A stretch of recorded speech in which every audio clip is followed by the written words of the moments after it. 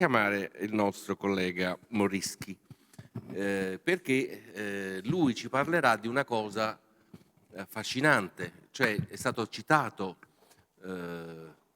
we cited many times the issue of innovation in predicting the adherence level of the patient. And so he has a very innovative tool that I hope it will work. I mean, because he's online with our friend downstairs there. So, Philip, thank you. Thank you, everybody. I want to first acknowledge that I am the first, or I'm the only non-Italian speaker here. So, buonasera a tutti. And what it means to be in this room tonight. This building, the institution, the people in this room, this is where the conversations must begin. Not in a hotel conference room, not on the trade show floor, but here in the seat of the Italian governance, in a library named for one of Italia's great statesmen. My father, Dr. Donald Morisky, spent over 50 years trying to understand why patients don't take their medications as prescribed. A pioneer in behavioral science, he's helped develop tools that identify patients at risk for non-inherent behavior. The MGL, the Morisky Green-Levine scale, the MMAS, the Morisky Medication Adherence Scale. These are tools that pharmacists, nurses, and researchers can use in clinical trials, face-to-face standards of care, and whatnot. I'm not here to show you what the past is. I'm here to build on what the future foundation that I have developed. So the World Health Organization tells us that globally, adherence to therapeutic therapy for chronic conditions averages about 50%. We all heard that from the 2003 WHO World Report, and that's based on meta-analyses and proxies. So we don't actually know how they proved that 50% threshold. And I'm not talking about that it's a minor gap in compliance. This is a structural failure at the heart of modern medicine. We have extraordinary drugs, we have rigorous clinical guidelines, and we have brilliant clinicians. And somewhere between the prescription pad and the patient's kitchen counter, half of that disappears. The economic cost of non-adherence globally is estimated at over $500 billion US. But that's not even the number that is the biggest concern.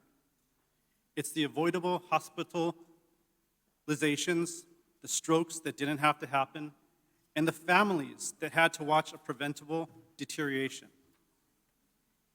You could put on the second.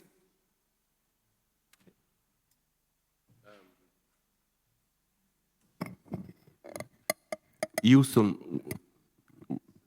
we got a problem. No, there it is. That's here.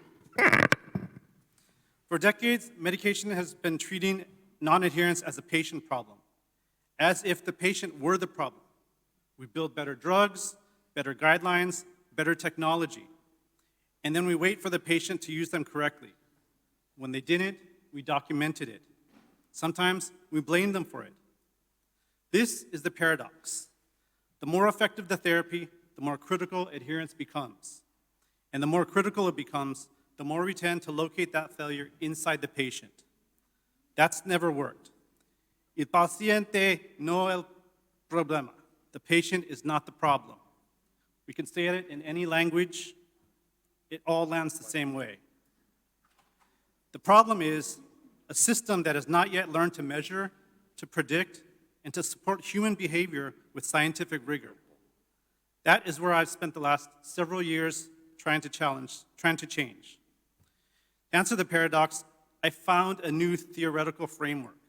And I say the word found because whenever I explain to people, they tell me that it was the actual missing part of their own research. It's referred to as the theory of predictive emergence, or TPE. The central shift is this. Instead of asking a patient why that patient doesn't adhere, we ask under what conditions adherence naturally emerges. TPE models itself models adherence behavior as a geometric mean of three fundamental variables, making it inherently non-compensatory.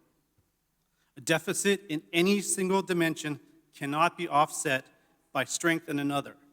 So if one component approaches zero, the overall adherence signal collapses accordingly. This structure reflects the reality in access, capability, and consistency that are interdependent constraints rather than interchangeable contributors. So those three components are A, architecture, the structural design of the environment surrounding the patient, the physical cues, the systems, the workflows, the design of care setting itself, not what the patient believes, but what the world around that patient looks like. E is execution. Does the patient have practical capacity to follow the therapy in daily life? Can they afford it? Can they remember it?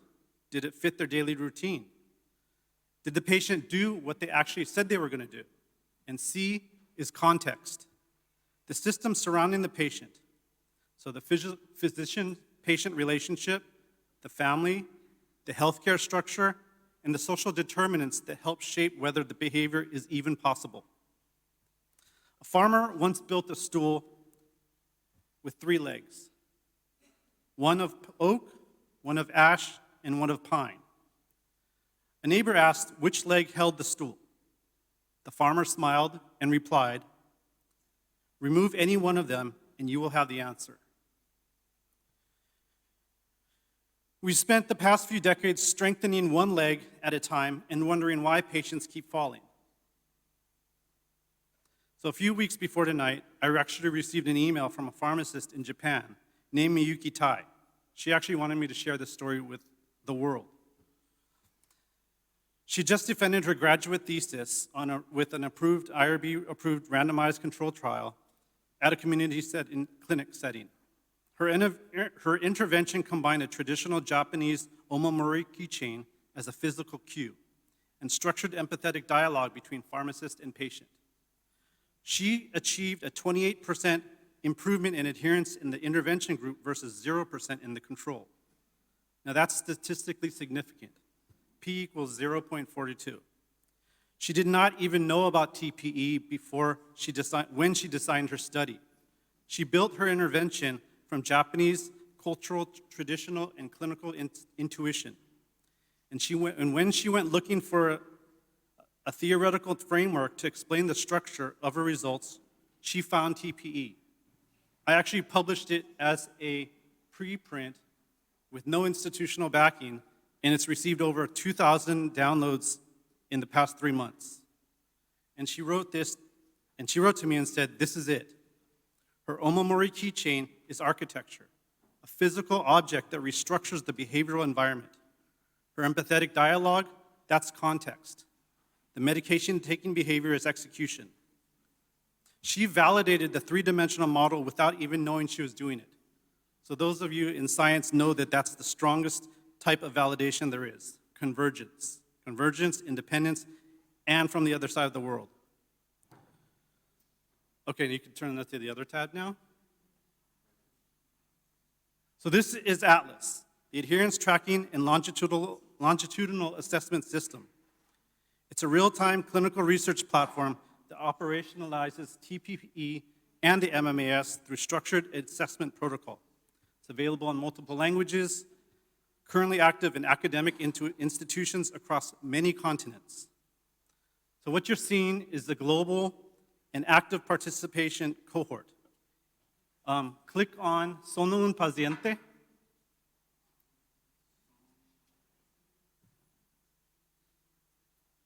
Okay, so this is the informed consent. You're doing it voluntarily. You can scroll down. And click the little box, and then the blue.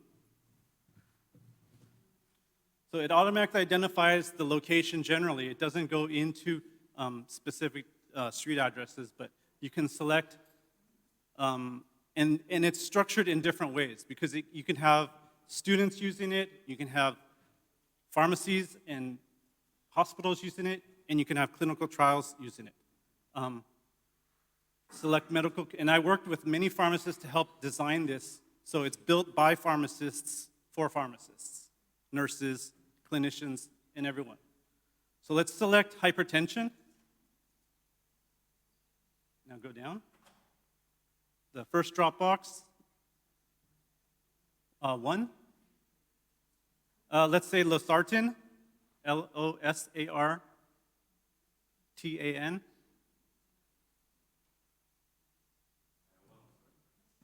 Losartan.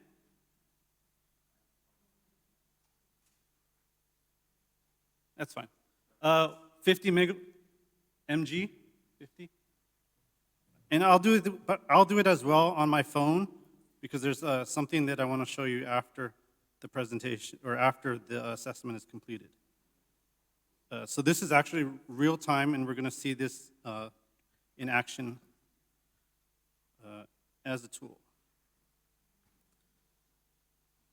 Okay.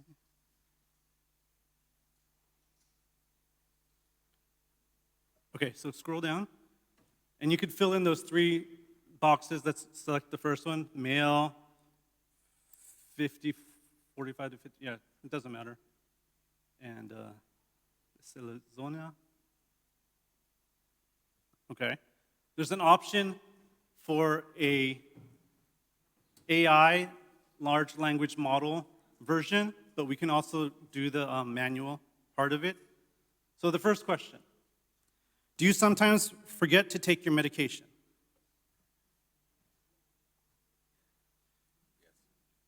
Let's say yes.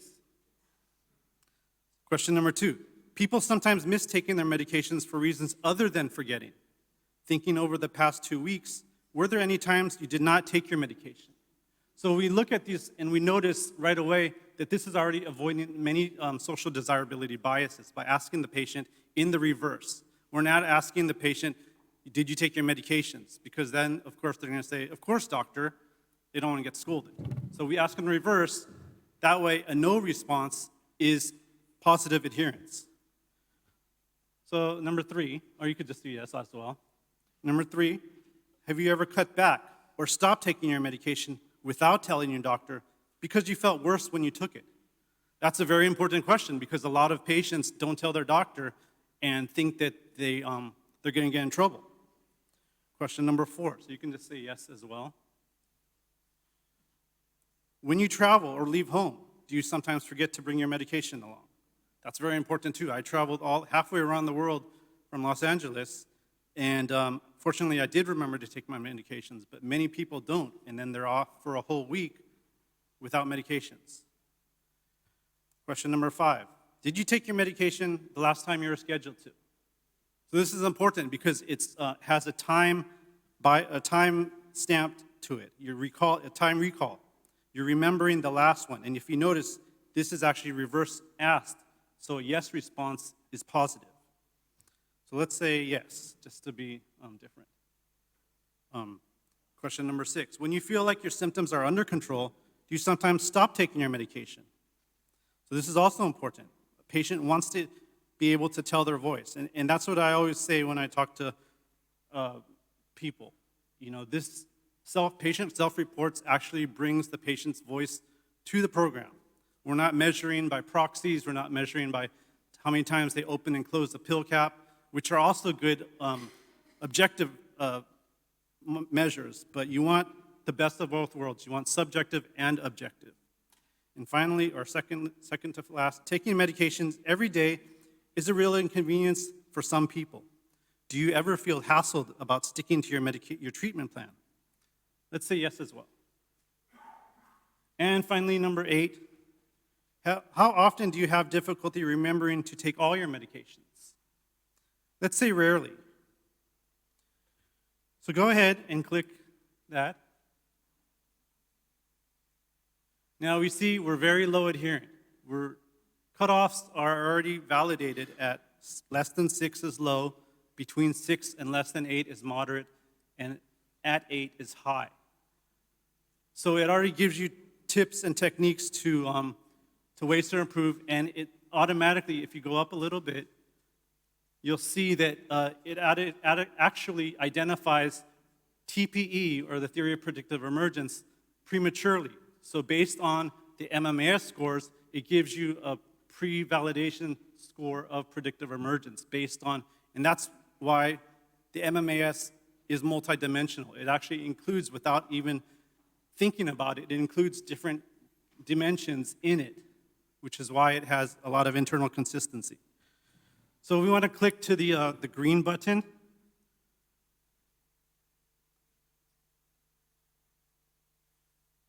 Let's see, you could, refresh the screen just to do the little circle line. Go to I am a patient again. And then just click on it, yeah. All the way down, let's just go over. There. Now just bypass all this and go to the bottom of the screen. Oh, I guess you have to fill in. Just fill in just fill in those.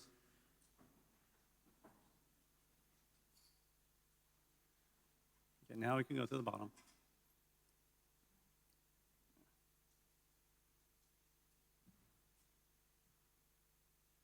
Oh, we don't need this. You could just go to the bottom, yeah. Now go to the green.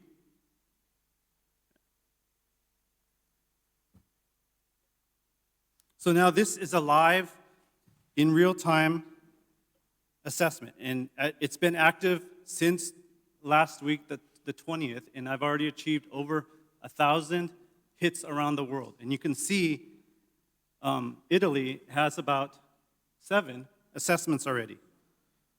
So in real time, we've seen in Cyprus, I'm working with the University of Nicosia in both Athens and in Cyprus, and their entire student population has participated.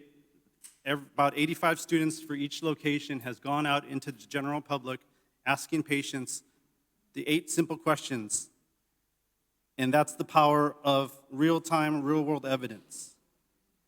So this tool that I'm presenting looks to really give a holistic view of that 2003 World Health Organization report that is adherence really only half. And yes, out of 1,000 patients, it's below that high and low adherence level. So it does hold true, which means we have a lot of work ahead of us. So let me just show you real fast. I've been doing this on my phone, and I'll show you how it actually pops up and shows you the results.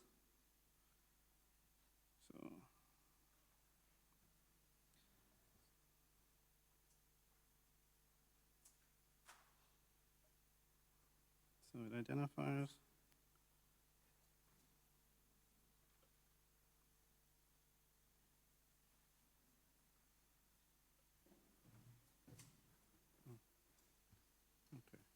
So the internet's not working right now well for my phone, but you get the picture. Thank you, everybody. I'm grateful to be here. I would like to thank you, Dr. Morisky, because it was a difficult presentation technically, Yes. but it worked very well, and the system works. So we have a tool, as anticipated by many speakers. We need a tool to anticipate adherence, and we have one. Yes. So welcome to Rome. When in Rome, do as the Romans. Thank you for coming with your wife. And I would like to close, I think, this session because, you know, the Senate will close in a few minutes. If we don't go away, we will stay here all night. But the place is nice, who knows. Thank you very much. Have a very good evening.